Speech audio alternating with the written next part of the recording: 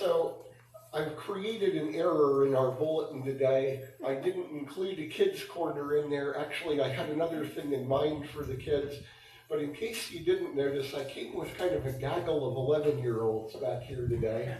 So I'm going to go back here and we're going to do our kids corner, but I'm going to do it from back here so kids don't have as far to go.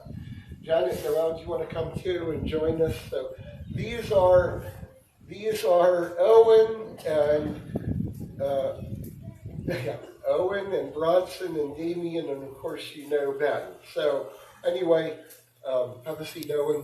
I just have a couple questions for you today. And they go kind of like this. I got to be careful I don't get too close to that speaker or it's going to start doing that, like that. So here's my question. What's more valuable, your favorite toy or your pet? Yeah, I would hope so, right? And everybody answers pet almost immediately, right?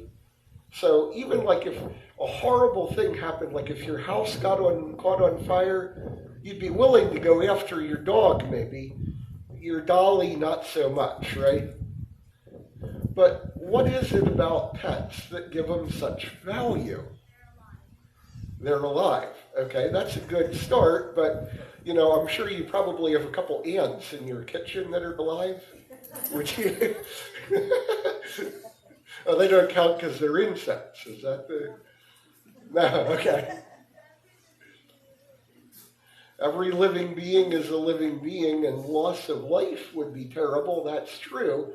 But there are animals that, for example, we sometimes eat animals, right? So we don't really have a problem with that part. Well, somebody had to do, though. You're right about that. I'm glad there's butchers, and we could say a prayer about that some other time, because that wouldn't be a job that I would want to do. I don't want to get acquainted that well with my dinner. But here's what I'm getting at. When it comes to our pets, there's a special connection with them in here, right? And we call it love. And what makes it so valuable, why is it so valuable when it comes from your dog as opposed to, how many of you, Janet, Noel, do you have like a doll that you have a button on or something that you can press and it talks to you? Or so help me out here, old timers. Maybe you remember this. I'm sorry, I count myself in that category. But it seems to me that back in the day we had dolls that you could pull a string, and as the string wound back in, the doll said, "I love you." Chatty Cathy. Chatty Cathy, that's the one. God, wow, that was pulling one out of, whoa. So, how come it isn't the same when you pull the string and the doll baby says, "I love you, I love you, I love you"? But when your dog comes to you when you come home, what is it about that? They give love back, and it's really genuine. It's from them. It's not programmed in there. And your dog is a lot like we are. It's kind of a free spirit. It doesn't have to do. It chooses you, right? So now, I want you to take that position and kind of think about this at the same time. Now, maybe this has also changed in your generation because you guys have the internet and you can meet somebody at summer camp and keep in touch with them forever. But back in our day, when I was a little boy, those people, once the week was over, they were gone. You didn't see them again. You didn't have any communication with them. And in fact, when I was a high school student, I went overseas for a year on exchange. And one of the first questions I had about that is, how do you make friends and really make good friends when you know that these are people that you're never going to see again? And that really was the situation before the internet, right? And I got a good piece of advice from somebody, and it went like this. It was actually one of the leaders in that program said, love people to the full anyway. It's always worth it. You're You can't experience the fullness of life without that love. And if you withhold it because of a short situation, because one day this person isn't going to be there anyway, you miss the best part of life. And so I want to tie that into our pets today, because everyone, of course, knows that, unfortunately, our pets just don't live as long as we do, right? But don't we love them fully while they're here? And that's the right thing. Could you imagine not loving your dog quite as much because it's so temporary compared to the rest of your life? Of course not.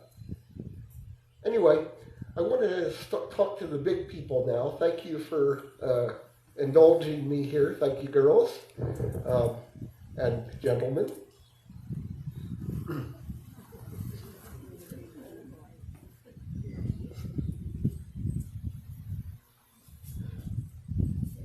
So now, actually, I'm going to have to do this one totally off the cuff, because this came, what I want to say first, came around too late to even add it into my sermon.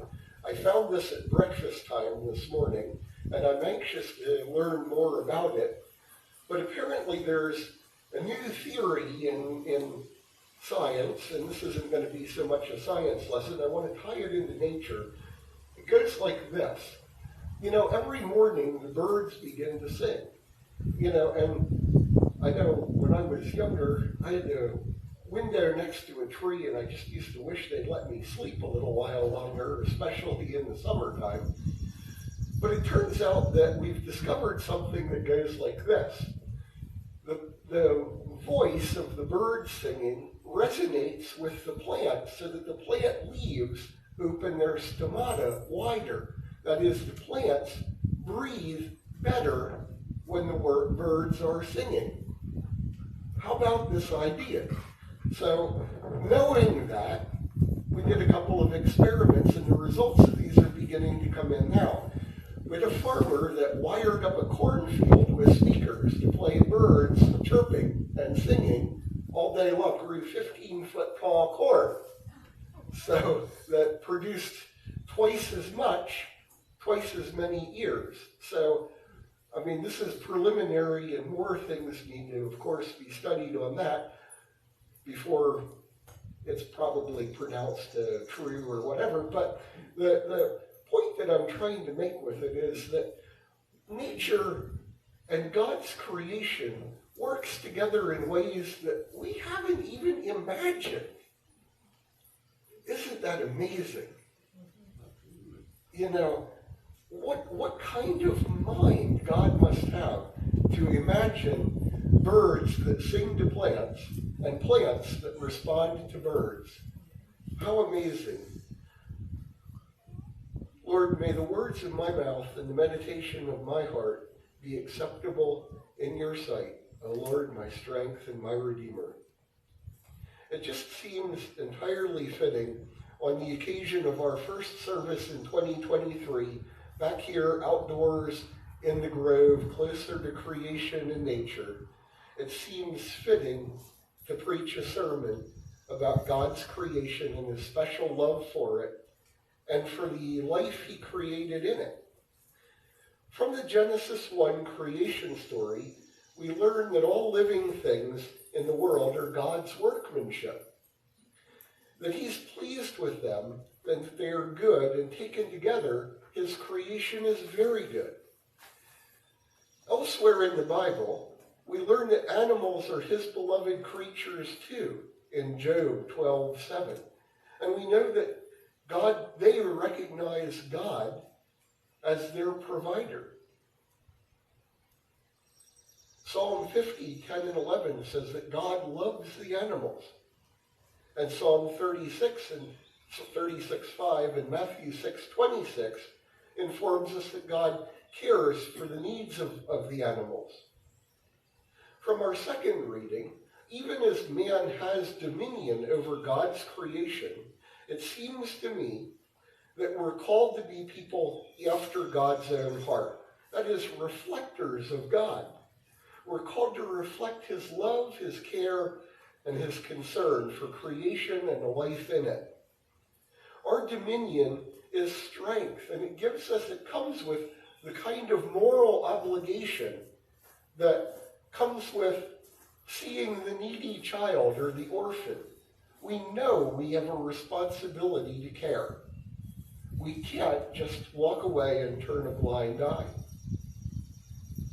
And so the righteous person, we're told in Proverbs 12:10, the righteous person knows the needs of his animals. And Proverbs 27:23 takes it a step further. He knows the needs of his animals, puts his heart into caring for his animals, is not cruel to animals, and basically uses his dominion to be a good steward of God's creation.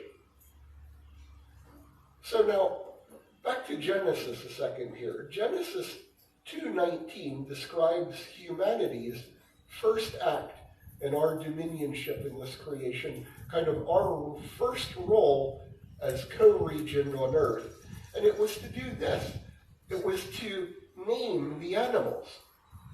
Now, this act, I think, is more than it appears, at least appears to us in our modern understanding.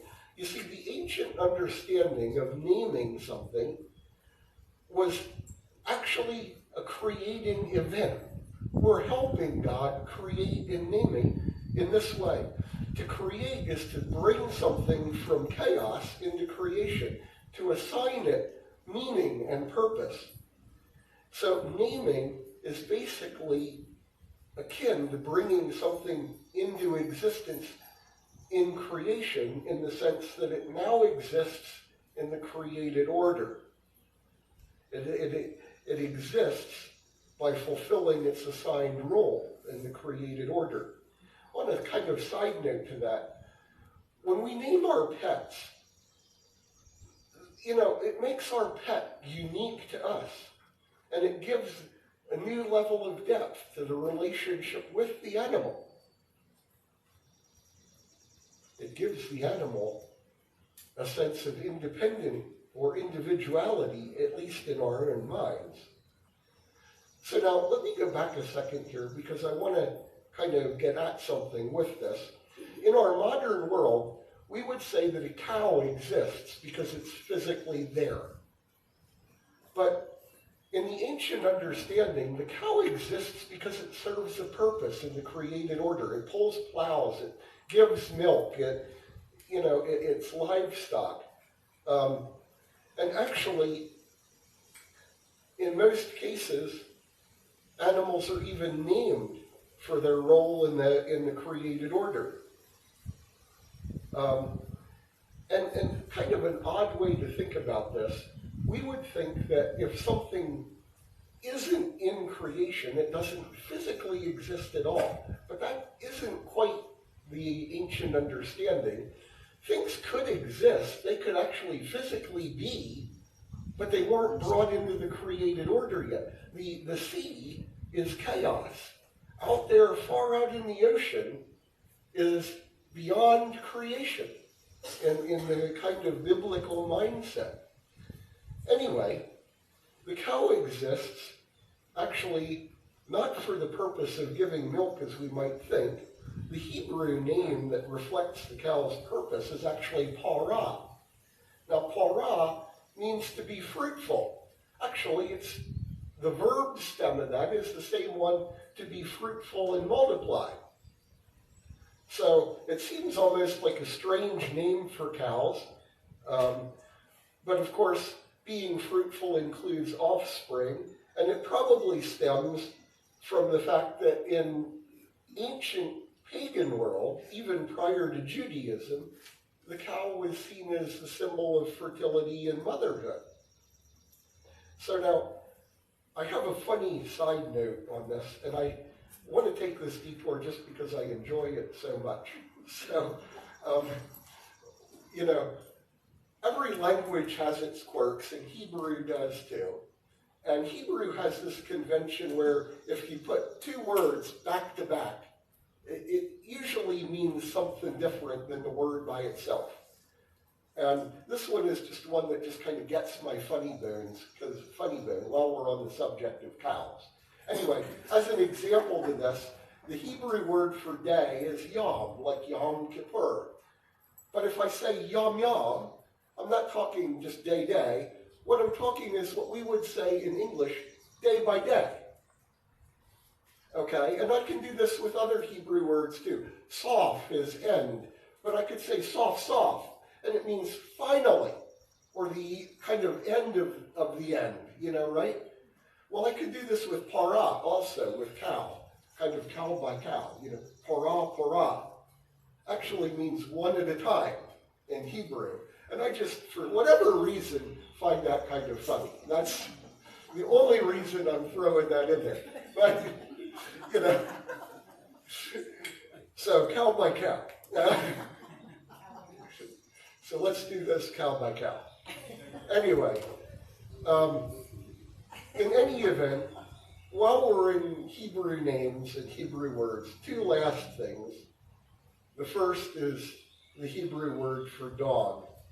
And that word is Caleb, actually. And, we've got kids running around by that name also. But, Caleb actually means all heart. And it employs kind of another Hebrew convention, to add all to anything, makes it superlative, which puts it kind of into God's domain. So all heart can also be translated as the heart of God, or exemplifying the heart of God. So dog exemplifies the heart of God. How about that? So, sorry cat owners, I can't do such a good job with cat. Cat is shatul, which means soft, flexible. I don't know. But anyway, best I got for you. So we're also here today for a pet blessing. And blessing itself comes from the well-known Hebrew word shalom. And shalom is peace, of course, but it's not peace in the sense of an absence of war, and rather peace in the sense of an absence from fear. And the fear that blessing gives us is an absence of peace so that we're free to live life to the fullest in the absence of fear that only comes from knowing God's all-surpassing peace. In this way, when we bless something, it enables us to fully commit our lives and our heart without fear of loss. It's this peace that we seek when we offer a blessing or ask for one. Well, the Bible isn't specifically clear on the eternal condition of animals. Animals do show up in the heaven story. There are lambs and horses and lions there. But I want to go back a second to the creation story one last time and visit it this way. Animals are described in essentially the same terminology as people. Nefesh shaya means living souls. We often translate it as living beings in English, but nefesh is really soul. And animals in Genesis 1:20 and 1:24 are as nefesh as man is in Genesis 2:7. They're formed the same as we are, the dust of the earth. So the purpose of today's service is actually a pet blessing to allay all fears, to allay all things that would impede relationship to the fullest with our animals.